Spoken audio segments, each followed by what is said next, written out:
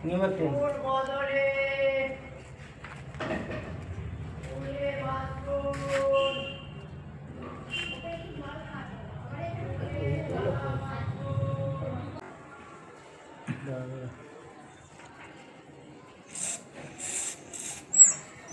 বদমাইশি করে তো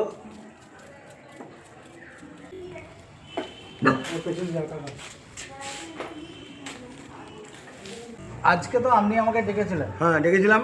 আপনার অনেক ফেসবুক গিয়ে সব দেখার পর আমার মনে হলো যে একবার আমির ভাইয়ের সঙ্গে আমার যোগাযোগ করা দরকার। আমি গত 4-5 দিন আগে আমি আমির ভাইয়ের সঙ্গে যোগাযোগ করি। উনি বলেছিলেন আমাকে যখন আমি বর্ধমানে যাবো আপনার সঙ্গে যোগাযোগ করে আপনার যে পথগুটির পায়ে একটা সমস্যা আছে সেটা আমি গিয়ে দেখে তাই আজকে আমির ভাই আমার কাছে এসেছেন এবং আমার পথগুটিকে সুস্থ করার জন্য ওনার যা প্রয়াস সেই প্রয়াস মতো করেছে এবং সঙ্গে আমাকে 3টি ইঞ্জেকশান দিয়ে গেছেন। বলেছেন এটা আপনি কালকে আপনি দিয়ে দেবেন। আপনার নাম আর পরিচয়? আমার নাম হচ্ছে শরীফ কুণ্ডু, বর্ধমান 7 নম্বর ওয়ার্ড, খালিবিল মাঠ। আজকে আমি এসেছি পূর্ব বর্ধমান টাউনে।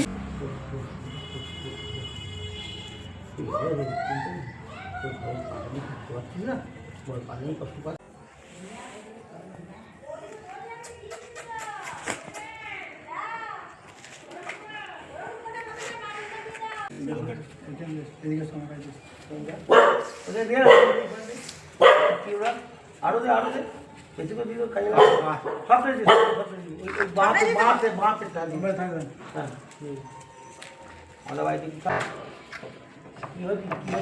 লালি বিনা পানি খেলে দিল কি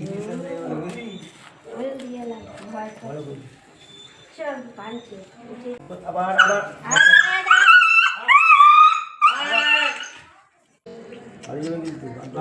না ধরেন হট হট হট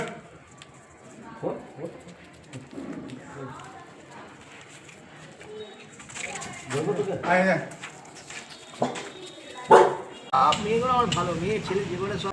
এই অবলা প্রাণীর প্রতি ভালোবাসাটা কীভাবে? এটা দেখুন, প্রথম কথা বলি, লকডাউন যখন শুরু হলো আমি দেখলাম এই পথগুলো না খেতে পেটে জ্বালায় চারিদিকে ছটফট করছে। সেই দিন থেকে আমি ওদিন খাওয়াতে শুরু করলাম। তারপর থেকে আমার মনে একটা জায়গা চলে এলো, না এদেরই সেবা করব, মানুষের সেবা করবো। মানুষ হচ্ছে বেঈমান, মানুষের সেবা করবো না, পথগুলোর সেবা করব। অন্তকে রাতের অন্ধকারে এরা আমাকে বাইট করে। এই অবলা প্রাণীর প্রতি যে কাকাবাবু ভালোবাসা আমার দেখে খুবই ভালো লাগলো। উনি আমাকে যতবার ডাকবে আমি অবলা প্রাণীর পাশে এসে তার সেবা করব। ওনাকে অসংখ্য ধন্যবাদ। আমার নাম আমির শেখ, পশ্চিমবঙ্গ, আমার বাড়ি হচ্ছে পূর্ব বর্ধমান, মুরাতিপুর। আমি এর জন্য আমির ভাইকেও আমি অশেষ ধন্যবাদ জানাই, কারণ আমার একটি ফোনেতে উনি আমাকে বলেছিলেন যে আমি বর্ধমান গেলেই আপনার সঙ্গে আগে যোগাযোগ করব, এবং সেই মতো উনি যোগাযোগ আজ করেছেন এবং এসে আমার এই পথগুটিকে সেবা শুশ্রূষা করেছেন। এর জন্য আমি আমির ভাইকে অসংখ্য ধন্যবাদ জানাই। নমস্কার। এই